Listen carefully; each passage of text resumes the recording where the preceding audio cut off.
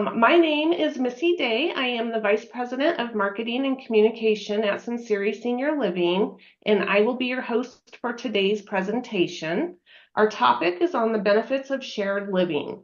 If you have any questions during the session, there is a question box at the bottom labeled Q&A. So please submit your questions through the Q&A submission, and we'll answer those at the end of the webinar. At Sinceri Senior Living, we strive to be the experts in helping families and their loved ones find the best solutions that best meet their loved ones' needs. Part of this professional obligation is to stay abreast of any solutions that may benefit families. We currently care for over 4,800 residents across 20 states and provide independent living, assisted living, memory care, and respite care. We hope that we have the privilege helping you soon, and you will walk away with an understanding of the benefits of a shared living program so you can make future informed decisions for you or your loved one. It is now my pleasure to introduce our presenter, Holly Clark. Holly is our National Director of Resident Experience. Holly feels honored to have been serving residents in the senior living field since 2010.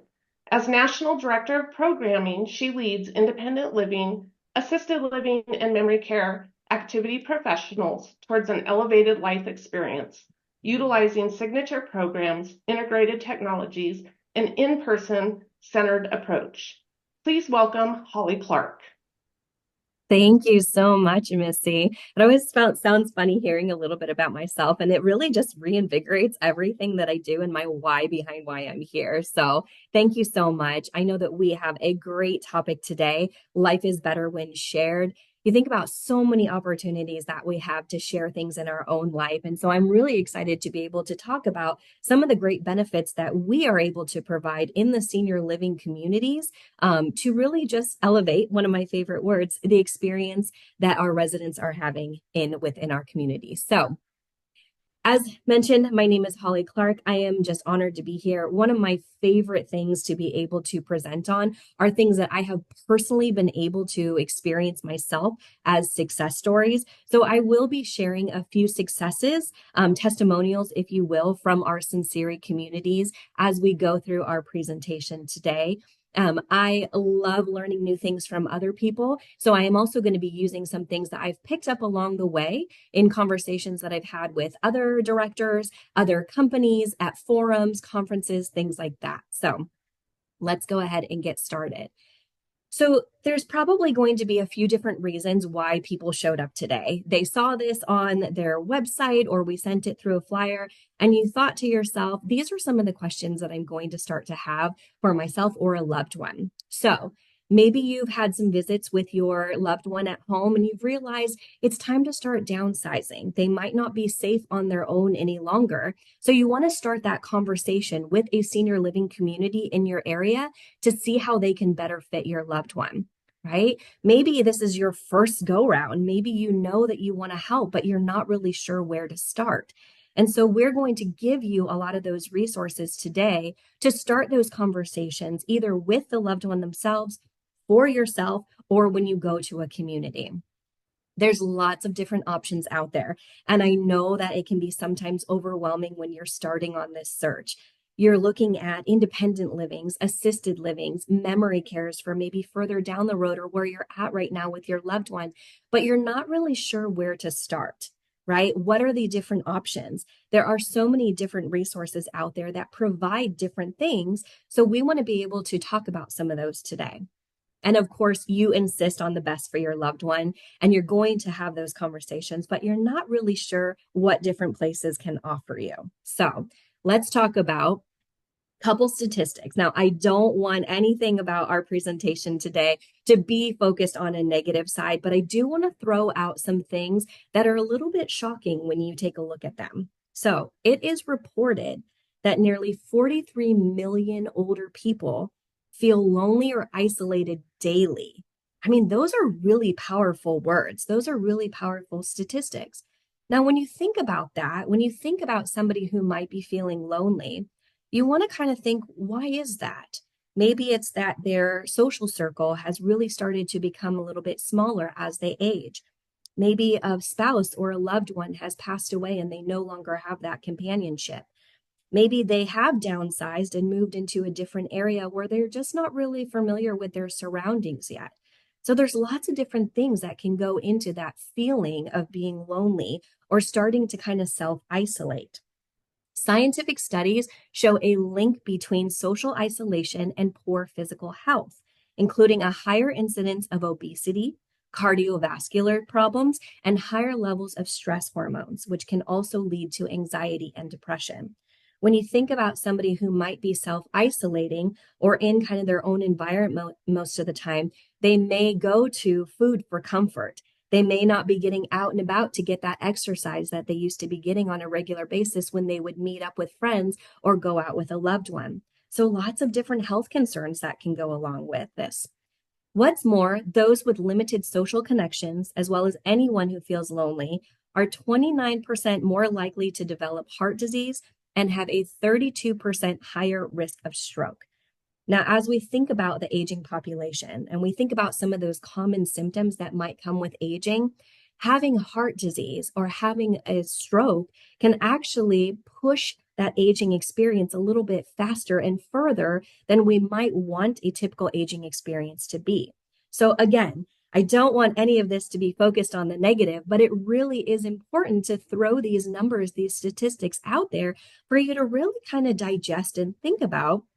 Think about yourself, think about your loved one, and really try to put it into perspective on, are they self isolating? Are they having feelings of loneliness and they just haven't expressed it verbally, but you're picking up on some of those nonverbal cues? Are they getting out and about the way they used to? Did they frequent restaurants before and now they're not doing that any longer? What are the reasons for that? It could be social isolation, could be cognitive. It could also be physical ailments that are taking place. So think about those as we start to talk about these amazing benefits going forward. So I know what you're probably thinking. Many of you may have also seen this flyer and thought, I haven't even thought about a shared living environment. I haven't even considered looking into senior living and thinking that a companion would be the best way to go. Well, that's why we want to start this conversation with you all today, because sometimes the things that we don't think about right off the bat are the things that really benefit yourself or your loved one when they do move into a senior living environment. So, senior living communities do play a critical role in reducing social isolation among older adult residents, limiting the risk of negative health effects and promoting critical social connections that contribute to overall quality of life. I think about this and I think about where we've come in the past 3 years, where we kind of were forced into isolation for so many of us, right?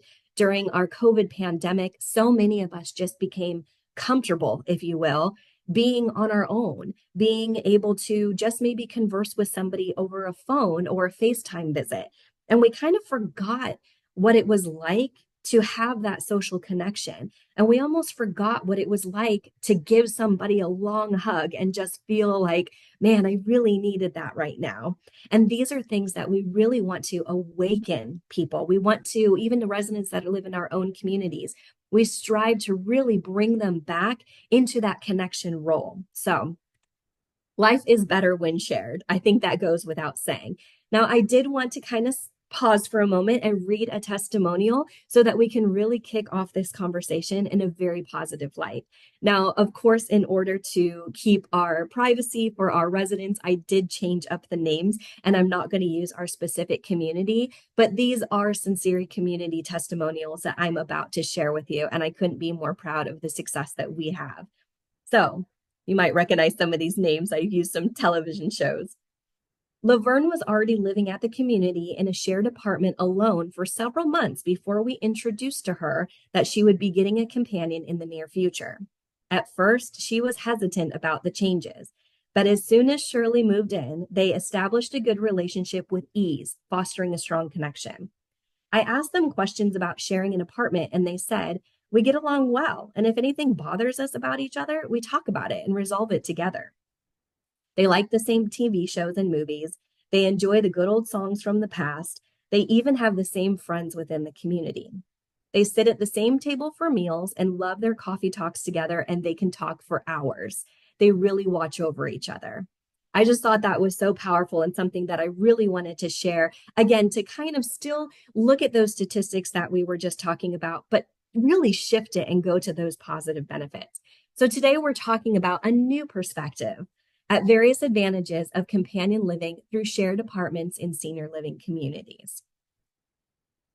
So, shared living in senior living communities can offer a range of benefits, but you might have this question: what exactly is shared living? Now, this can look very different depending on the community environment that you're finding yourself doing some research in. Sometimes it can be one big bedroom apartment where the shared living space is the restroom, and they've got maybe even sometimes a pony wall in between for some added privacy. Sometimes you've got it where the two beds are set up where they're facing one another. So when somebody wakes up in the morning, they see that familiar face and that brings a sense of comfort. So it's going to look a little bit different depending on which community you go to and what kind of experience you're looking for when it comes to shared living. So these are the questions that you really want to start asking whenever you're going out and you're beginning this search, or even if you're already living in one of our communities and want to say, hey, I think shared living might be, something that I would benefit from, or my loved one would. What exactly would that look like? And oftentimes, what they will do is they will take you to one of our shared companion living apartments and show you exactly what that would look like. It can look very different depending on who the companions are. It can look very different depending on if it's an assisted living environment or a memory care environment. So, you really want to keep that in mind that there's lots of different ways that we can set up the environment to best serve the people that are living there. So you may have seen this Maslow's hierarchy of needs before. And the reason that I think this is so incredibly important is because it really takes a look at all of those needs that we have as human beings, starting with the very basic, right? That need for air and water and food and shelter and sleep. Those are things that we absolutely provide inside of our senior living communities. But you may not think so much about those other things that go hand in hand with just our basic human needs: safety, love and belonging, esteem, self actualization, where you can be the best person that you can be throughout the given day, right? But let's go right into those areas of love and belonging. That sense of connection is right there for us. That sense of family, having others around. And you guys know family is not always the ones that you are born into. Family is who you bring into your social environment that really help you in those other areas that we see here on the pyramid. That self esteem, status, it gives you the safety and security of knowing that you are around people that care about you and love you. So, I mentioned this before, and as we grow older, our social circles tend to shrink.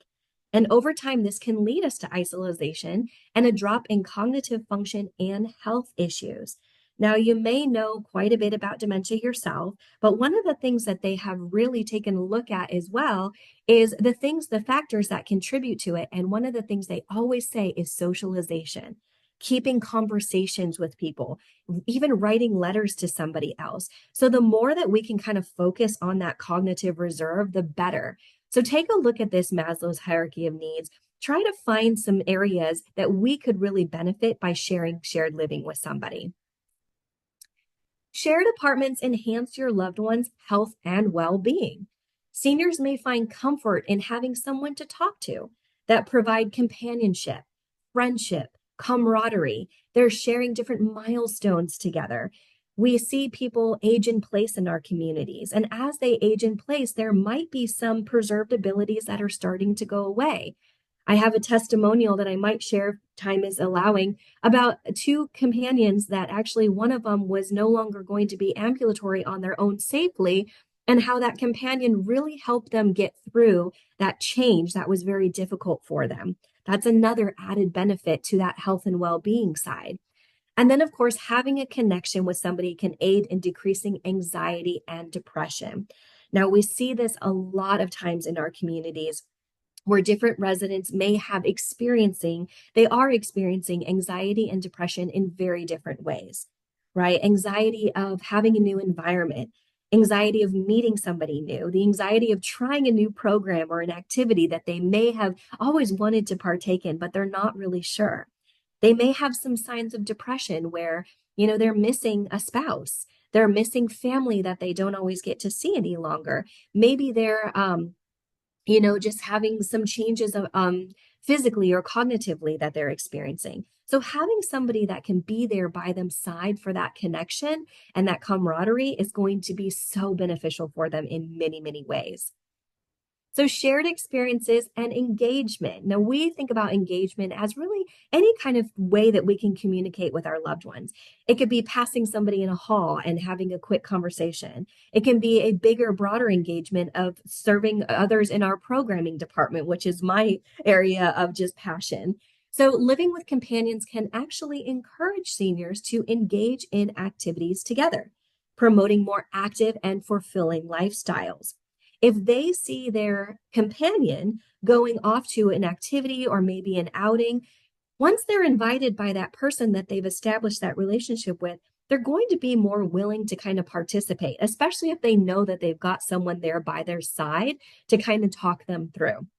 Now, we love anytime that we do presentations at Sinceri. One of our greatest joys is to be able to share photos and experiences from our own residents. So that's what you see here in this photo. And I am going to share the testimonial that came along with these two residents who share a companion suite together. So again, changing the names for their privacy. Meet Lucy and Ethel. These ladies have shown great benefits from shared living environment. They have formed a beautiful friendship throughout the last couple years living here at the community. This helps the both of them fight away loneliness and depression. In fact, they attend everything together, from activities to all 3 meals a day. It is joyful watching friendships in the community blossom into something so magical and beneficial. We love them. And that came from one of our program directors when I reached out and said, I want to hear those success stories. She was one of the first ones to respond so quickly with photos and great testimonial for them. So look at those happy faces there. So senior living often fosters a sense of community among residents and can reignite a sense of connection. Now, we say senior living community. That's how we describe ourselves. It's not just Sinceri, but it's many others out there. And really, when you are joining one of our communities, you are getting that whole community experience, right? You've got your living space, you've got your dining area or your restaurant style feel. You've got shared common spaces where people can meet for activities or socialization. So you really are getting that community feel even when you come and move into one of our communities without a shared environment. So you are still getting many of the benefits. But what we tend to notice as well is that when people join our communities and they do foster these bonds between people, they tend to find their new lifelong friendship. They tend to find somebody that they share those common interests in.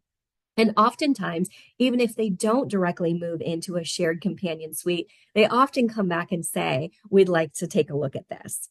So shared living allows seniors to be part of a larger social network, with age-informing friendships, lots of friendships taking place here. And community is much more than belonging to something. It's about doing something together that makes belonging matter, right? So we don't heal in isolation, but in community. And I keep thinking back to just those days, those years that we were meant to just stay isolated for our safety, and really being able to just open up and get out there and form these connections again. Companionship and socialization. Living with a companion can reduce feelings of loneliness and isolation that some seniors may experience. Social interaction is essential for mental and emotional well-being, and shared living provides built-in companionship. Now, this is that sense of connection here. I love this photo that we share. When we sense a connection with other people, we typically experience less anxiety or depression. Now, I don't want to focus on those negative things, right? Because they can sometimes be very just kind of overpowering on the things that we're talking about to bring forth benefits. But we really want to help fight off those things as much as possible when somebody is in our senior living environment. We are more likely to have positive self-esteem. Think back to that Maslow's hierarchy of needs that I showed you in some previous slides. Self-esteem was one of those basic human needs that we are looking for. And we experience more empathy, more trust in others, and are motivated to be better people. Oftentimes, when we have our residents sharing living spaces together, we see that many of them help to take care of one another. There might be somebody who needs some help getting in and out of their wheelchair. But the other one has been, I know this for a fact, we had this as a testimonial, somebody who was a nurse in their previous career. And so that gave her a sense of belonging, again, going back to that Maslow's hierarchy, where they could really contribute to that other person. And the other person helped, and that was trusting in them and brought their self esteem back up. So lots of different things that we can do. Now, a lot of times when we are looking for ourselves or for our loved ones to move into this senior living environment, we often think that the best environment is going to be a private space. We think about them going away from the home that they've possibly lived in for 20, 30, 40 years and needing that sense of privacy.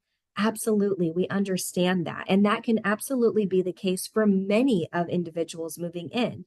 But sometimes we forget that one of those basic human needs is that need for human connection and that need to be part of something bigger, the need for a sense of purpose.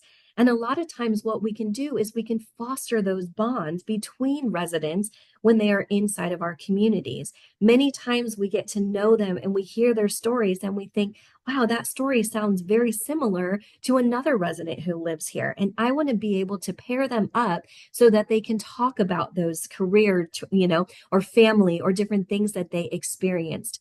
So let's not forget that our loved ones need this connection. They need friendships. They need to form these bonds. That connection is still there, no matter where they are in their journey of aging, whether it be cognitive decline, whether it be, physical changes that they're going through. We foster those bonds of connection with people. And on the flip side of this, we haven't talked about this, but of course, this is a question for very many people. When you are looking at a senior living environment, there's lots of different questions that you come to the table with.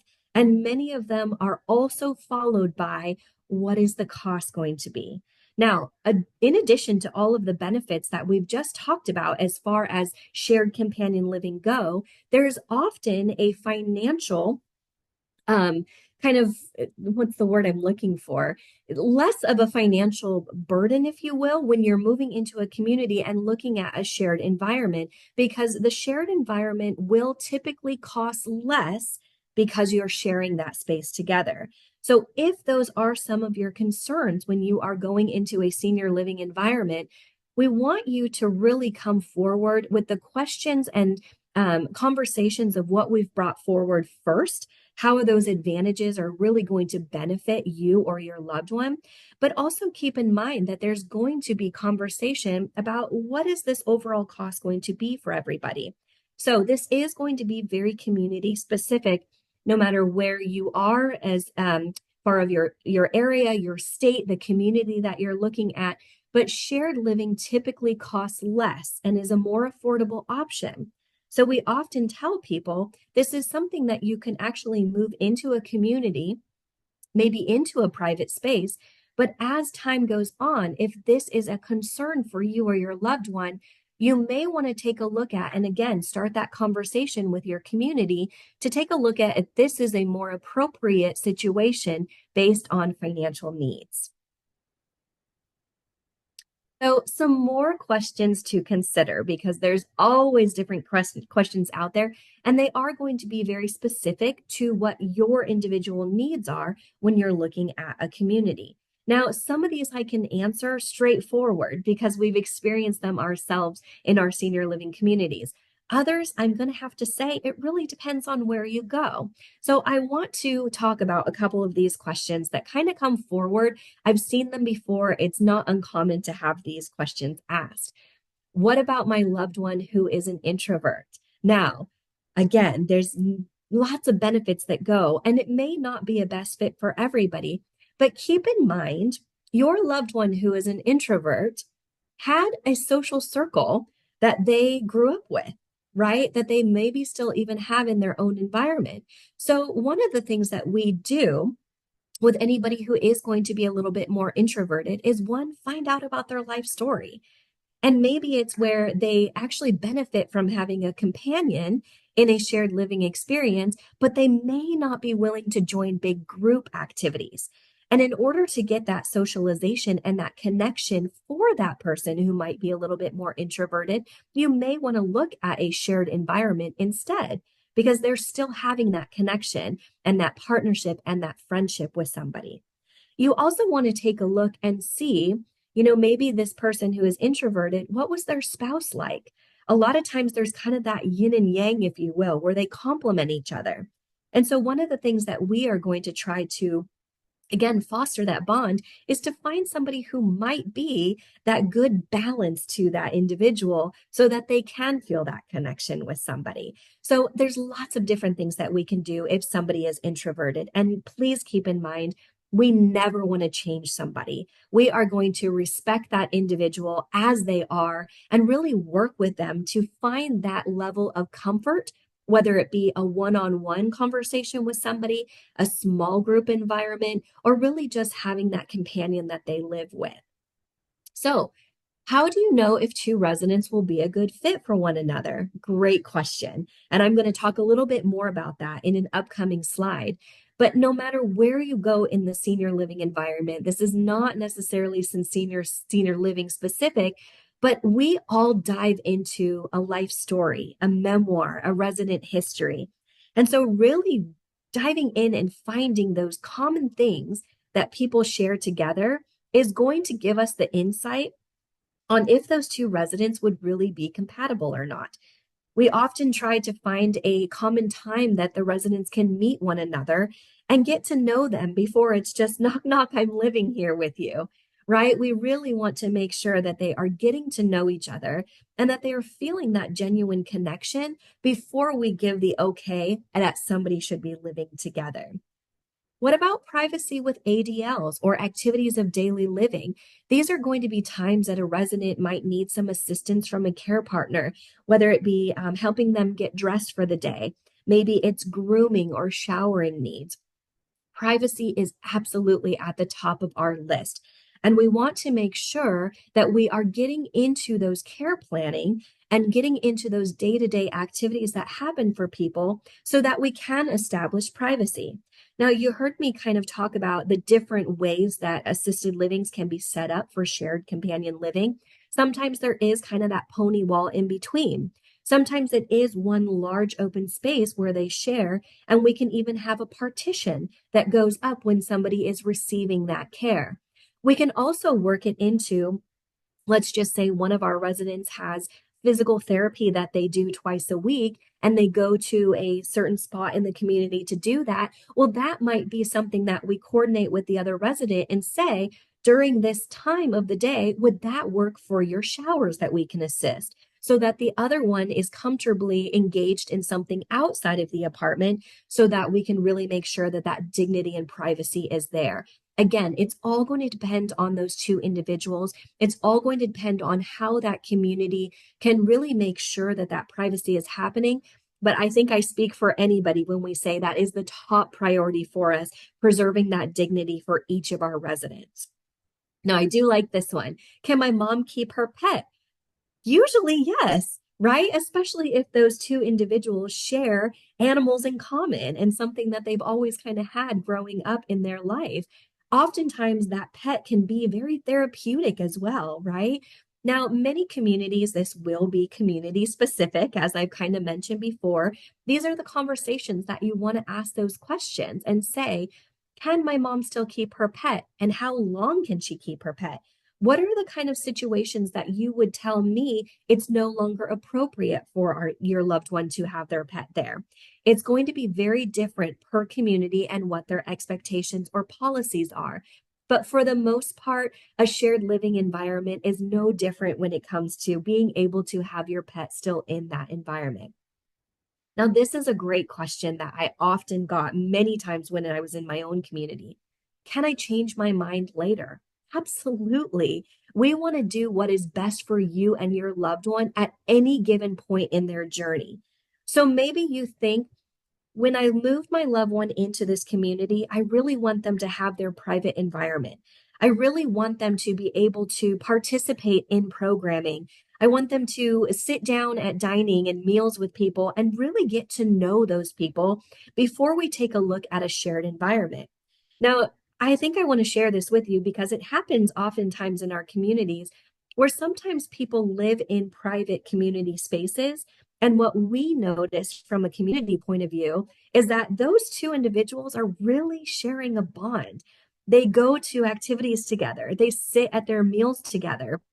And we might actually have the conversation with you as a loved one to say, we think that your two individual loved ones would really be great companions together. I know that maybe one of them is starting to wake up in the middle of the night and feel lonely or scared, and they're not always sure where they are. But when we see them in our activity programs, we see the other one really comforting them. And we do think it would be a great idea if they paired up together so that when your loved one wakes up in the middle of the night, they see that friendly, safe, person across the way and they know everything's going to be okay. So sometimes you might come to the conversation with us, and we might, on the other side, come to the conversation with you. Now, you can also move in a shared environment and decide later on that that individual does need a little bit more privacy. Maybe there is some aging in place that takes place, and you, as your family or loved one, would like to do more visits without feeling like maybe you're putting that other person out. Now, I completely understand that, especially when we are getting to some of those preservabilities that are being lost, or we're needing more occupational therapy, physical therapy, maybe even hospice. So you can absolutely change your mind at any given time. Another way that you might take a look at this further on is if somebody lives in a private setting and they, are aging in place, and you realize, wow, financials are really starting to become a topic of conversation. So this could be another thing down the road that you look at to see if that would be a better fit to really meet those financial needs that you might have. So hopefully that answers some of those pressing questions that somebody might have. Now, this is one of my favorite slides. I think I use this very often when we are doing training with our Sinceri teams. These are all our individual residents that we have in each of our communities throughout Sinceri. I am so proud of our programming team. I am so proud of the things that they bring to elevate our programming and to really enhance the quality of life for our residents. But I really want to circle back to this because I've kind of mentioned it before, but you play a critical role in how your resident is going to be successful in a community. So it says memoir, life story, resident history. No matter what community you go to, you will probably get this topic of conversation approached with you. And one of the things that we do when anybody moves into our community is we really do a deep dive into who that person is. What were their favorite memories when they were a child? What was their career like? What was family like when they were raising you or your siblings? And what did they do after?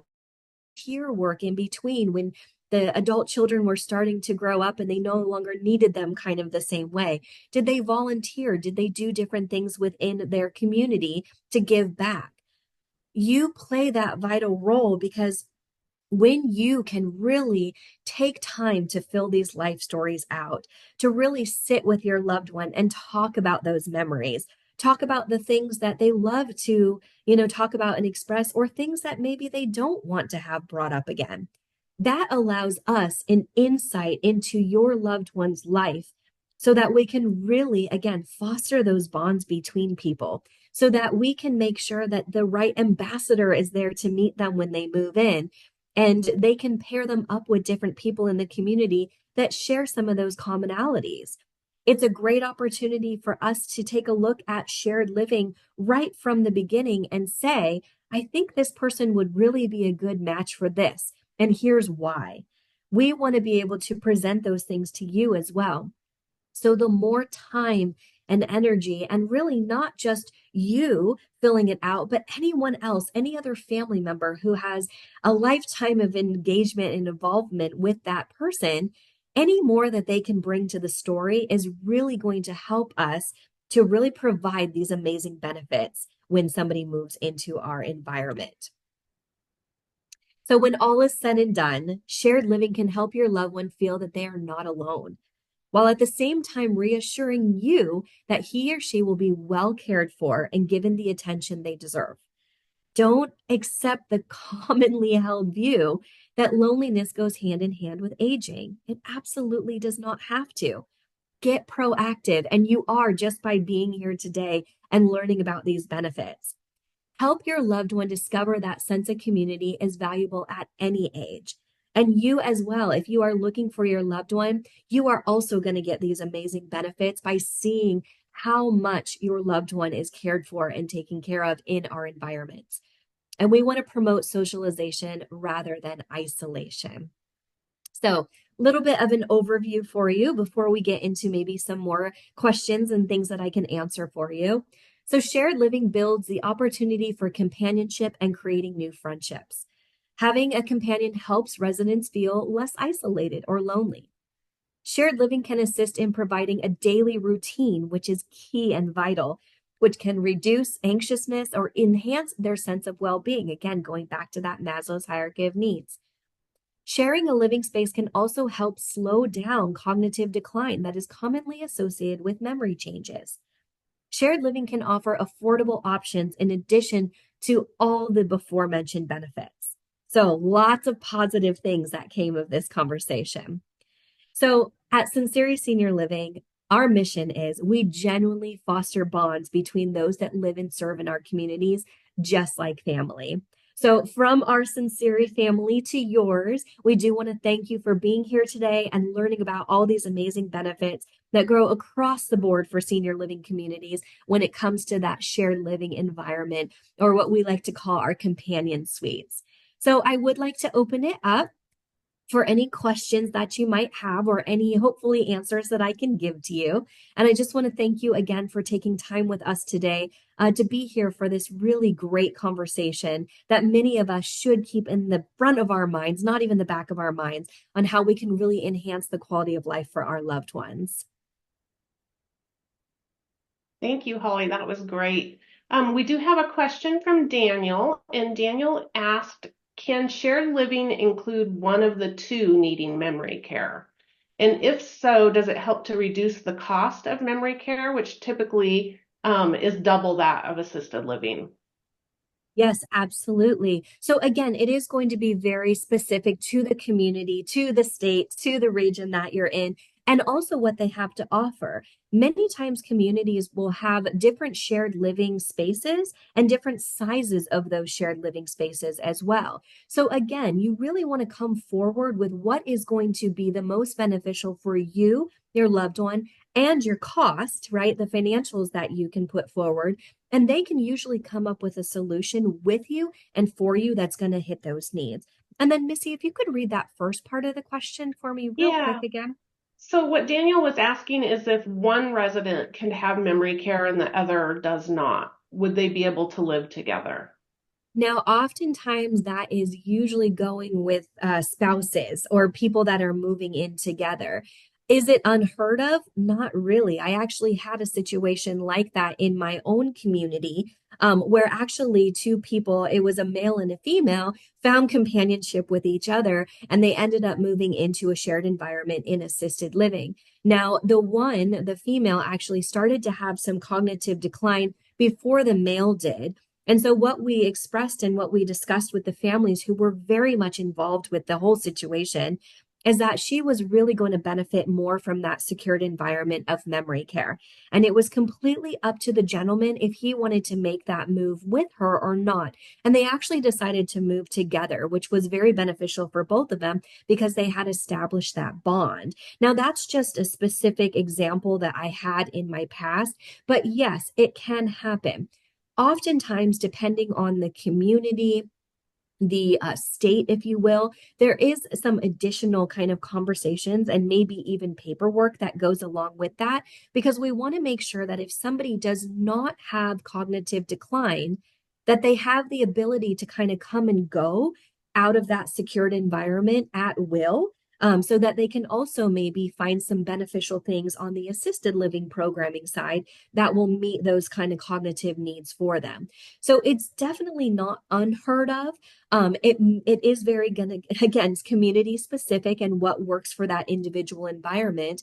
But it is something to broach and have that conversation about because it is going to be something that is going to be okay in some situations and maybe not in others. So hopefully that answers it. But I've had that experience myself. Thank you, Holly. Of course. If anybody else has any questions, please feel free to put them into the Q&A and we'll stay on a few more minutes and be able to answer those. If you have questions after the webinar ends today, feel free to send that through the email invite that you received for today's webinar, and we'll make sure that we get that answered for you. We have a quiet group today. That's okay. Hopefully we just got all the answers out there in the beginning. That's right. Well, thank you, Holly. You did a great job sharing Yeah. with us the benefits of shared living. And again, we really appreciate everybody taking time to participate in today's webinar. And we look forward to sharing additional information with you and hopefully finding the right solution for you and your loved one. Thank you. All right. Thank you. Have a great day.